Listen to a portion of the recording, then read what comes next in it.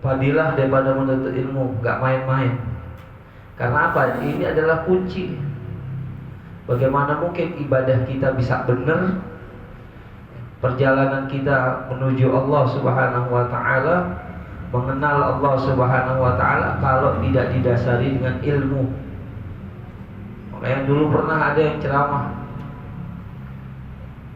lagi ceramah tiba-tiba panitia emang biasa ngasih catatan, udah waktunya azan zuhur, berhenti. Nah, penceramah ini nganggap suul adab gitu. Kalau mau ngasih tahu tadi sebelumnya majelis akan ditutup sekian gitu. Udah dikasih tahu duluan kudunya. Ini tiba-tiba, dan itu juga karena ada zuhur. Ya. Langsung diceramahin, kasih tahu bagaimana mungkin kita bisa kemudian sholat dengan benar kalau dengan ilmu. Menuntut ilmu itu lebih utama dibandingkan dengan hal-hal lain, bahkan ketika hanya dibandingkan dengan ibadah sunnah. Sholat awal waktu kan sunnah aja kan, hanya sebatas ke sunnah. Selama masih ada jeda waktu yang kemudian waktu itu adalah waktu sholat, yang gak keluar dari waktu sholat, ya masih ada ruang untuk diperbolehkan kita kemudian gak sholat di awal waktu, apalagi sedang menuntut ilmu, hadir majelis sedang menuntut ilmu. Jadi kalau agak akhir-akhir kita gak ada masalah. Kalau mau juga kita dapat fadilah awal waktu misalnya, waktu, ya azan aja, sholatnya nanti. Nah, azan misalnya, kita akhir gak apa-apa azan. Karena apa? Azan fungsinya bukan hanya menanda waktu sholat, tetapi juga azan adalah zikir. Buktinya apa? Ketika kita di kuburan sedang menguburkan, maka kias daripada kita di waktu dilahirkan ada sunnah untuk kemudian diadzankan, kita ada kesunahan untuk adzan. Belum lagi zikir juga di situ kita jadikan adzan adalah zikir. Ketika sedang terjadi kebakaran, angin ya, yang sangat luar biasa, ketika angin ribut gitu, maka disunahkan untuk apa juga? Adzan. Terjadi kebakaran, disunahkan adzan. Artinya fungsi adzan bukan hanya sebagai penanda waktu. Nah, yang kayak gitu yang kemudian nggak bisa kita ketahui kecuali dengan dasar ilmu. Maka mencari ilmu sa'atan, satu sedikit sebentar saja, ya sesaat atau 1 jam makna sa'ah itu, maka itu khairu min qiyamil lailatin, lebih baik daripada dia sholat malam. Imam Syafi'i telah membuktikan dulu. Saya sudah pernah cerita bagaimana dikomentari oleh anaknya Sayyidina Ahmad bin Hanbal ketika tidur di rumahnya ketika Imam Syafi'i tidur di rumah Imam Ahmad bin Hanbal, imam yang besar, imam yang diagungkan oleh ayahnya, yang Imam Ahmad bin Hanbal selalu tawassul dengan gurunya. Lihat, Imam Ahmad yang katanya jadi rujukan orang-orang kelompok sana yang mengharamkan tawassul, Imam Ahmad bin Hanbal selalu berdoa melalui doa terhadap Imam Syafi'i. Ketika nginep kemudian dilihat kok nggak bangun malam, kok biasa aja ibadahnya. Ternyata apa? Jadi nggak tidur tapi kemudian memikirkan ilmu. Baru mau tidur kepikiran, keluar ilham Allah kasih, futuh. Kemudian membahas tentang satu bahasan, bukan hanya satu, puluhan, ratusan bahkan. Di malam itu ketika kemudian nginep di rumah Imam Ahmad bin Hanbal, melahirkan istinbat hukum, melahirkan kaidah-kaidah agama. Kemudian apa lagi?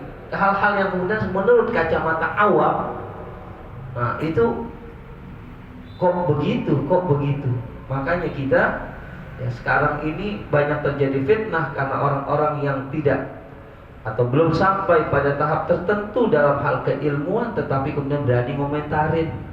Akhirnya apa? Padahal ilmu kita masih jauh dari orang-orang alim yang kemudian mereka mengetahui tentang ahkam, tentang syariat. Ya nggak mungkin mereka kalau misalnya memang dia jujur pada Allah Subhanahu Wa Taala, benar dalam sikapnya, nggak mungkin kemudian keluar daripada jalan syariat. Guru saya pernah dikomentarin, Ustaz kagak sholat zuhur ini. Padahal apa? Dia statusnya musafir. Sholat nanti bisa takhir, atau dia mungkin di jalan sudah jamak takdim duluan. Gitu. Kita kadang-kadang udah komentarin orang aja. Nah inilah pentingnya kita kemudian. Bahkan Imam Tirmidzi dari Sayyidina Sejarah mengatakan maqalakul ilma kana kafaratan lima madha. Barang siapa yang menuntut ilmu maka itu menjadi kafarat, menghapus dosa-dosanya. Apa yang telah lewat. Ini jalan kita menuntut ilmu, nungguin kita guru atau proses semua dalam menuntut ilmu ini semuanya adalah penghapus daripada dosa-dosa kita semuanya. Amin. Ya, makanya jalan ilmu itu jalan kebaikan. Makanya kemudian kalau kita ada ponakan, ada saudara, ada tetangga, atau seseorang yang kita kenal dia sedang pesantren, jangan pelit-pelit. Kita kemudian ngasih, kita berikan. Kita punya duit kasih duit, kita punya sarung kasih sarung, kita punya kelebihan untuk kita mampu membelikan baju koko, sarung yang akhirnya dia gunakan buat semua proses menuntut ilmu. Itu sangat cakep banget itu. Karena apa? 24 jam dalam proses menuntut ilmu. Makanya beruntunglah orang kemudian orang tuanya kalau misalnya punya anak, punya cucu, dia ngaji pesantren. Di situ ada keberkahan. Masya Allah, benar beruntung. Bapaknya, ibunya didoakan, kakeknya, saudaranya, tetangganya, semuanya kena kecipratan doa. Apalagi kemudian kita berbuat baik kepada orang yang menuntut ilmu. Menuntut ilmu jadi kafarat, jadi penghapus dosa-dosa yang telah lalu. Makanya kemudian jangan sangka kita kemudian sekedar hanya bawa motor kita, cuma jalan kaki. Kita lagi di karpet merah ini. Karpet khusus dari malaikat membentangkan sayap-sayap mereka untuk kemudian redha terhadap apa yang kita lakukan. Ya Rabb, mudah-mudahan kita dalam proses menuntut ilmu ini belajar daripada syariat agama, belajar daripada akhlaknya Rasulullah, apa yang diajarkan oleh Rasulullah melalui para ulama yang tertulis dalam kitab-kitab para ulama, berikan keberkahan bagi kita semuanya. Amin, Allahumma amin. Bismillahirrahmanirrahim.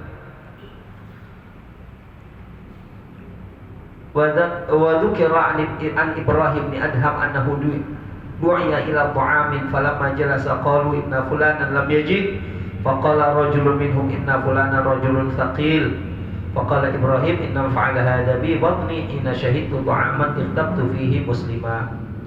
Terakhir pembahasan dari Sayyidina Mujahid dikasih tahu kita bahwasanya di sekeliling kita itu ada malaikat-malaikat yang ketika kita mengucapkan sesuatu, malaikat kemudian mengatakan walaka mithluh, bagimu itu ya seperti yang kau ucapkan. Maka ketika kita mengatakan baik kepada orang lain, maka hakikatnya itu adalah doa yang kembali kepada kita. Efeknya, mantulnya itu bakalan ke kita juga. Sebaliknya ketika kita mengatakan buruk kepada orang lain, kita khawatir dikatakan oleh malaikat walaka mithluh, kau pun seperti itu. Nah, tetapi kemudian kata malaikat, ya ibna Adam kasyafta al-mastur alaihi auratahu, engkau telah membuka sesuatu yang telah ditutup pada seseorang itu, aurat mereka, aib mereka udah ditutup, engkau malah membuka. Maka irji' ila nafsika, udah lihat dirimu sendiri. Kita sibuk untuk ngapain? Menghisap diri kita. Kita sibuk ngurusin diri kita dalam melihat aib-aib kita, gak usah sibuk ngurusin aib orang lain. Kita udah banyak aib kita. Wahmadillah alladzi satara 'alaika aurataka, dan bersyukurlah kepada Allah, pujilah Allah yang telah menutup auratmu, menutup aibmu, menutup kekurangan-kekuranganmu. Kalau bukan karena satar jamal Allah, tirai indah yang Allah berikan kepada kita yang menutup daripada aib-aib kita. Nih kita nih gak ada apa. Kita nih Masya Allah hina dina kita ini ya. Cuma karena Allah tutupkan aib-aib kita di hadapan makhluk Allah yang lain, maka kemudian di situ kita kemudian lebih sibuklah dengan diri kita, sibuk melihat aib-aib kekurangan kita daripada kita sibuk ngurusin orang lain dalam hal melihat, menyingkap, membuka daripada aib kekurangan mereka.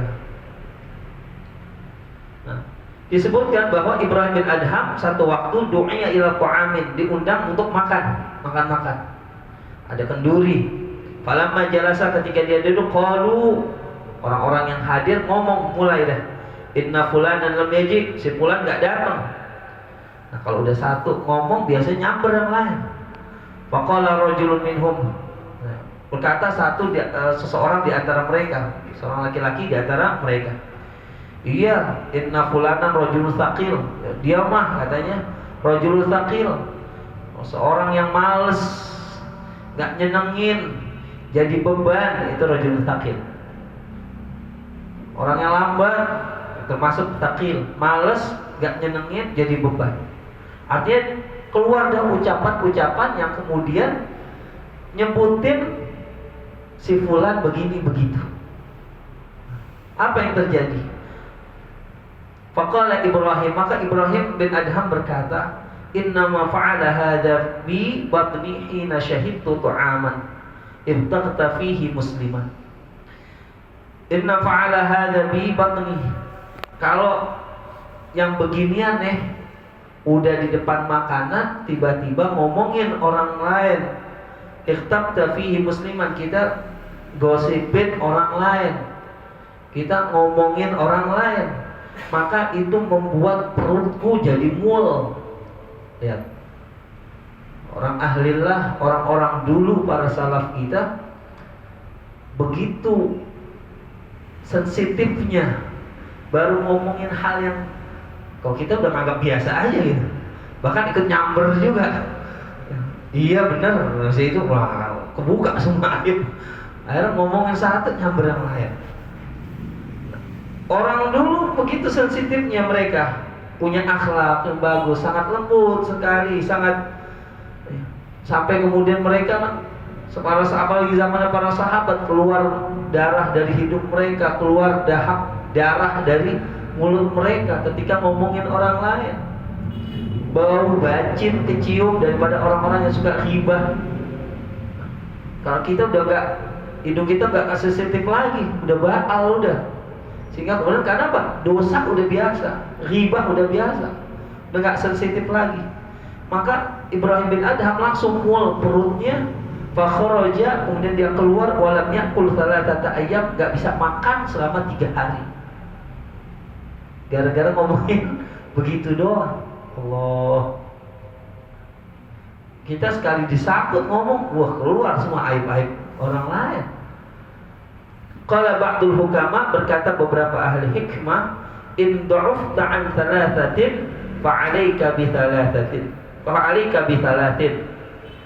Kalau engkau tidak sanggup, lemah, an thalathin, artinya gak bisa melakukan gitu, lemah, du'ufta an thalathin, dari 3 perkara, 3 hal, fa'alaika bi thalathin, maka hendaklah engkau jangan melakukan 3 hal yang lain.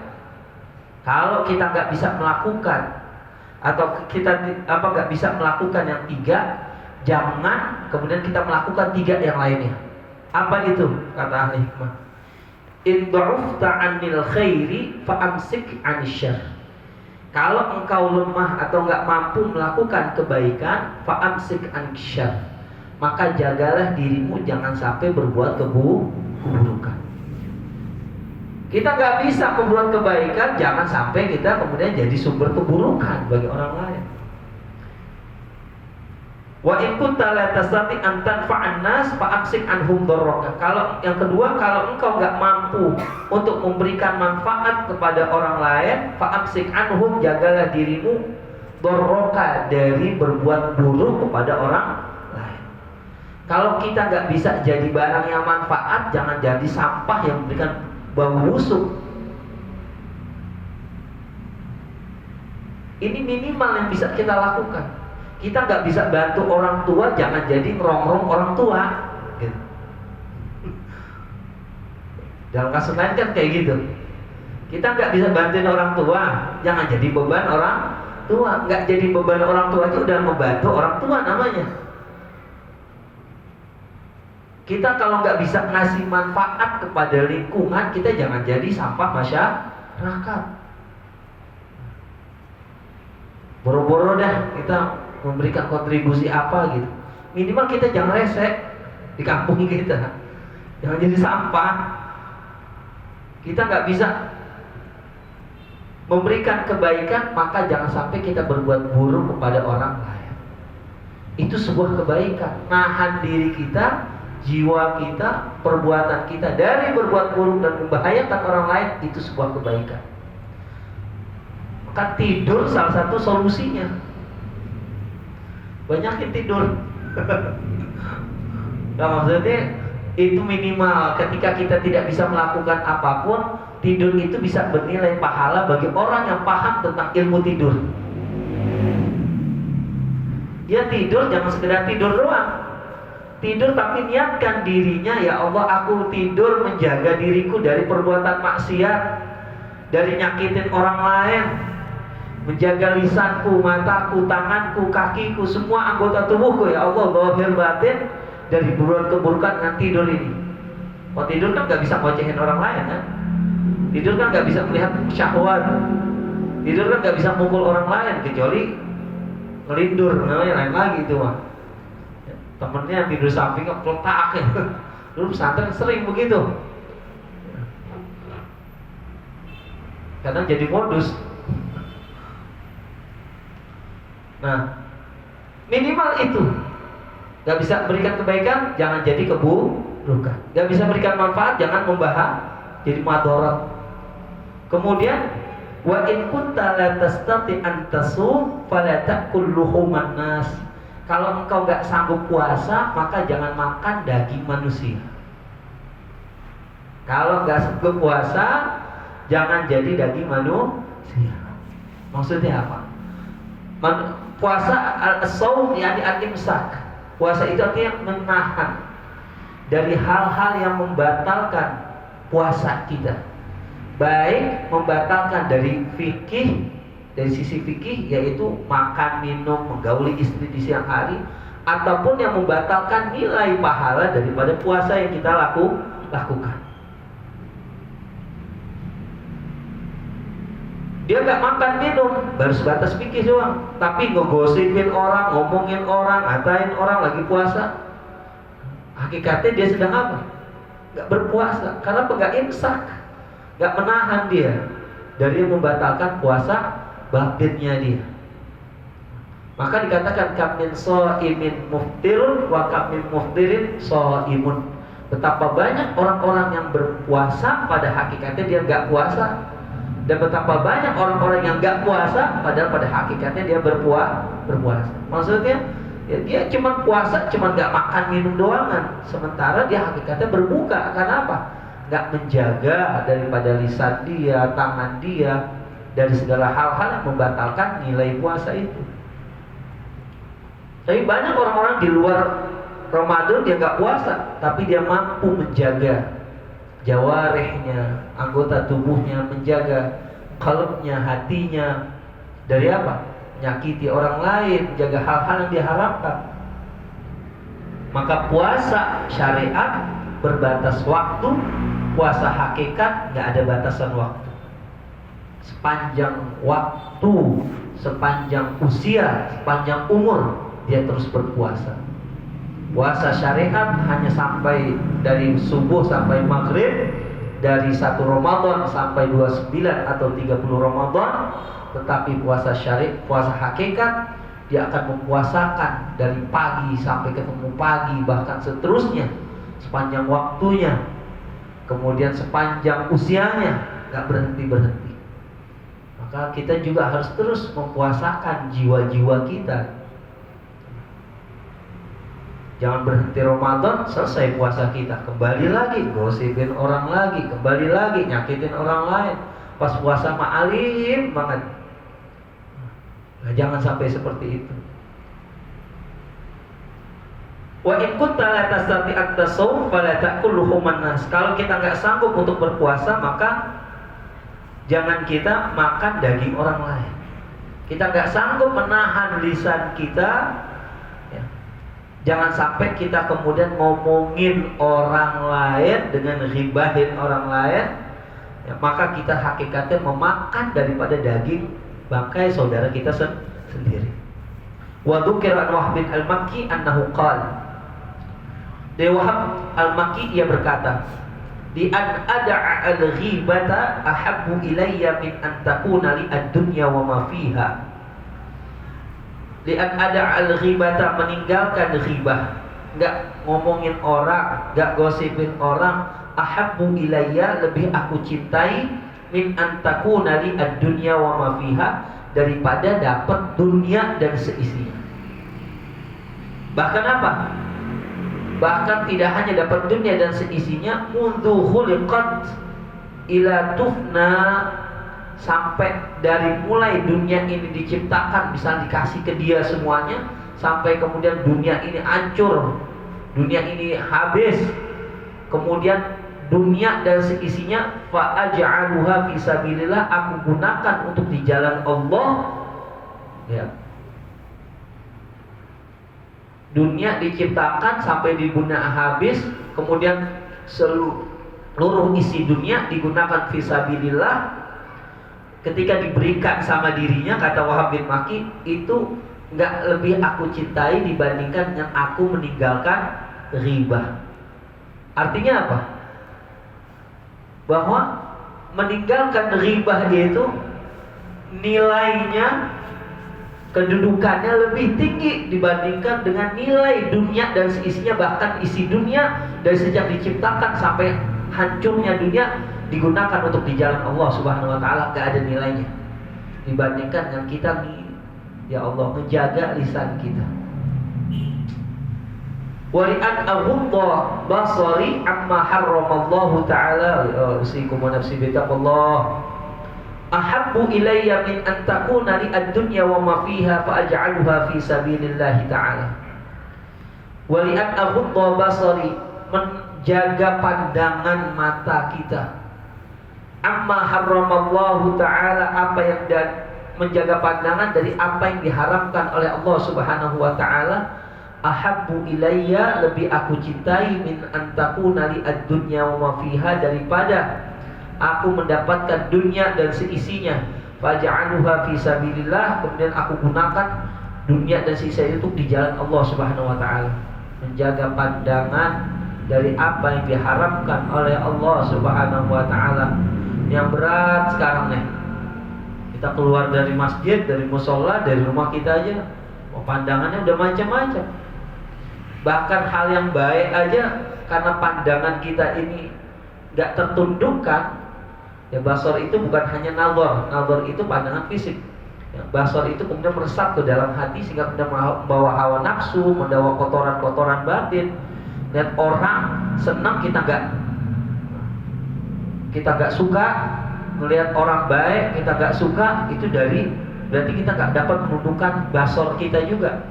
Selain juga pandangan syahwat dan apa yang diharapkan oleh Allah yang gak halal bagi kita dilihat, itu juga menundukkan pandangan itu.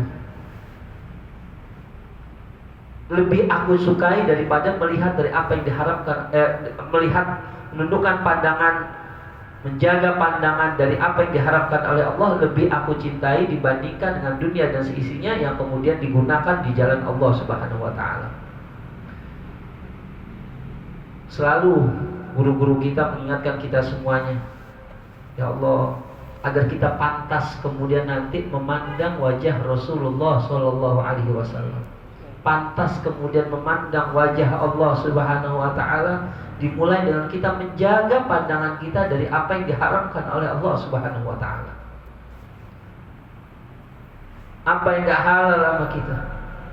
Makanya Sayyidina Habibana Al-Habib Umar, Sayyidina Al-Habib Ali Jufri, dan para ulama-ulama, mereka selalu kemudian menjaga pandangan mereka dari apa yang kemudian bisa membawa kepada hal-hal yang kemudian membahayakan daripada pandangan mereka sendiri. Habib Ali Jufri ketika diwawancari sama reporter perempuan, agak sedikit menunduk dan pandangannya nggak langsung.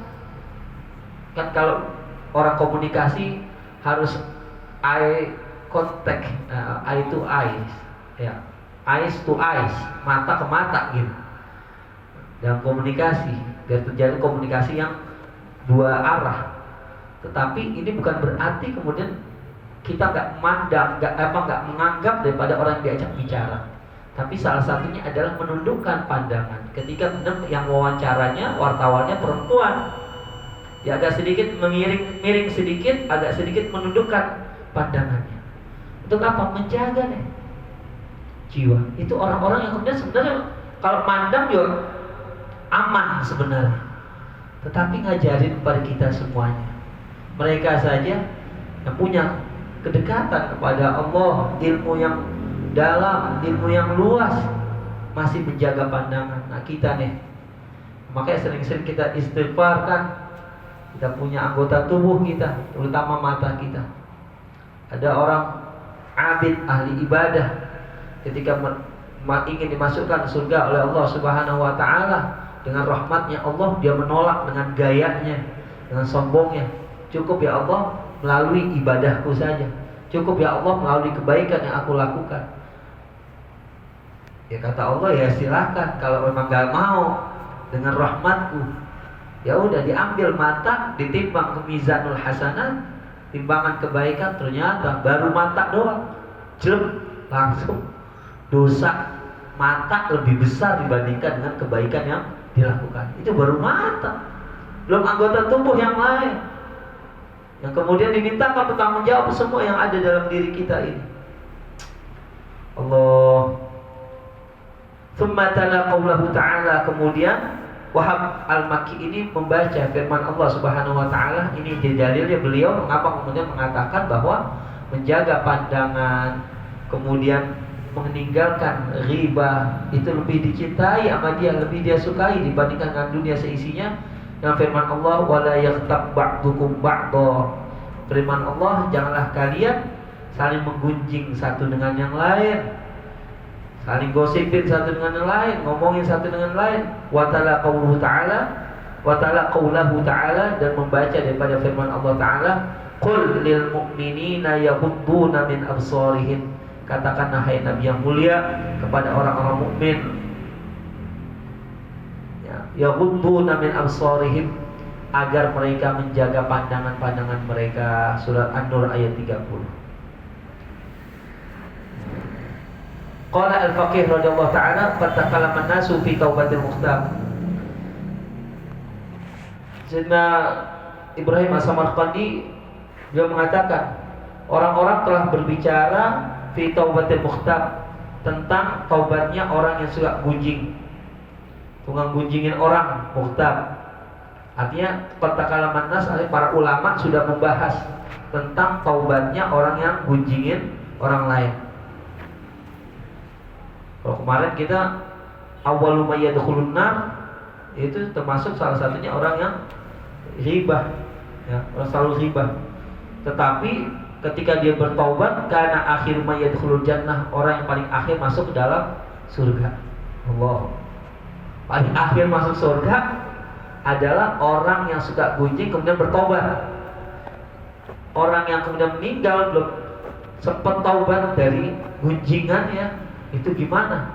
Itu adalah orang yang awal ma yadkhulun nar, ketika dia kemudian mati dalam keadaan usir, dalam keadaan tetap dalam dosa dia. Hal yajuzu min ghairi ayastahilla min sahibiha. Apakah kemudian boleh, artinya dia bertaubat boleh tanpa meminta maaf, tanpa meminta kehalalan dari orang yang digunjingin? Kalau kita gunjingin orang, bentuk taubat kita ini bagaimana? Apakah kemudian kita langsung minta maaf kepada orang kita gunjingin atau enggak? Atau cukup istighfar, mohon ampun pada Allah, kemudian menyesal terhadap dosanya? Apakah cukup sampai di situ?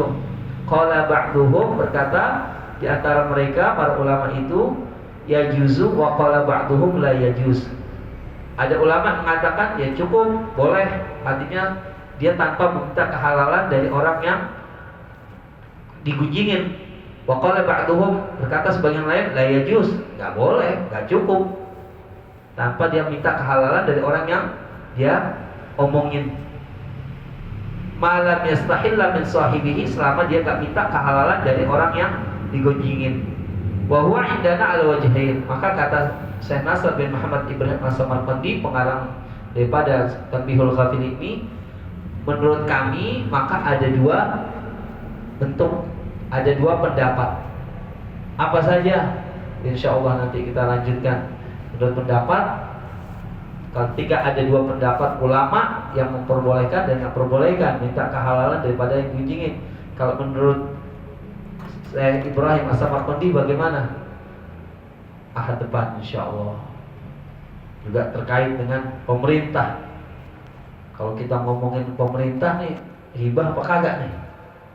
Bagaimana batasannya? Nah nanti ya, ini akhlak buat kita, penuntun jalan bagi kita. Mudah-mudahan ini jalan keselamatan bagi kita semuanya. Ya Rabbana, mudah-mudahan Allah berikan kita kesehatan zahir dan batin. Allah tetap berikan kesempatan kepada kita untuk merasakan nikmatnya menuntut ilmu, nikmatnya hadir di majelis ilmu, agar kita senantiasa haus dalam menuntut ilmu, jangan pernah bosan dan juga merasa cukup dalam menuntut ilmu. Allah Subhanahu wa taala mudah-mudahan berikan taufik hidayah inayah kepada kita untuk terus kita diberikan jalan menuju jalannya Allah Subhanahu wa taala, jalan-jalan keridhaannya Allah, jalan-jalan ampunannya Allah Subhanahu wa taala kepada kita. Yang mudah-mudahan Allah ampuni segala dosa kesalahan kita, yang kita tahu, yang kita tidak tahu, yang kita sengaja, tidak sengaja, besar ataupun yang kecil. Mudah-mudahan semuanya dengan keberkahan kita hadir di majelis ilmu, Allah ampuni segala dosa kesalahan kita, dan tidaklah kita keluar dari majelis ini kecuali telah bersih dosa kesalahan kita. Keagungan Nabi Muhammad dan keluarganya dan keberkahan majlis ini. Al-Fatihah. A'udzubillahi minasyaitonirrajim. Bismillahirrahmanirrahim. Alhamdulillah rabbil alamin, arrahmanir rahim, maliki yaumiddin. Iyyaka na'budu wa iyyaka nasta'in. Ihdinas siratal mustaqim, siratal ladzina an'amta 'alaihim ghairil maghdubi 'alaihim waladdallin. Amin.